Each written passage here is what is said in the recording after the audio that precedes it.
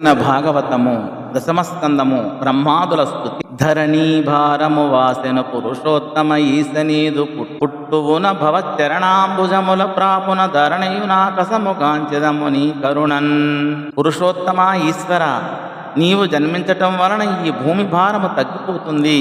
నీ పాదపద్మములు అండగా ఉండగా నీ దయవల్ల భూమి ఆకాశము ఎక్కడ ఉన్నాయో చూడగలుగుతాము అని ఈ పద్య భావము. పుట్టువులేని నీ కవవ పుట్టుట క్రీడయే కాక పుట్టుటే ఎట్టనుడు భవాది దశలెల్లను జీవుల యంద విద్యదా పుట్టుచునుండుగాని నిన్ను పుట్టిన దింబలె పొంత నుండియున్ చుట్టగలేని తత్క్రియల జొక్కటి ఎక్కటి వౌదు ఈశ్వరా.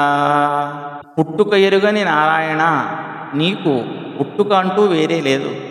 అటువంటి నీవు ఇలా పుట్టడం అనేది నీకు క్రీడ కానీ పుట్టుక కాదు కదా.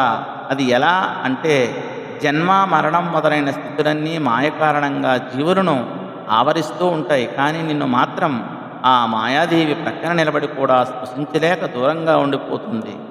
కనుక ఆ మాయామయమైన క్రియలు వేటిలోనూ చిక్కకుండా ఏకైక మూర్తివిగా నిండిపోతావు. కనుకనే ఈ జగత్తులో సమస్తానికి నీవు ఈశ్వరుడు అని ఈ పద్య భావం. గురుపాటి నమవై జలగ్రహమవై కోలంబవై శ్రీనుకేసరివై భిక్షుడవై అయాననుడవై స్మాదేవతావర్తవై ధరణీనాథుడవై దయాగుణ గణోదారుండవై లోకముల్ పరిరక్షించిన నీకు మ్రొక్కెద మేలాభారంబు వారింపవే.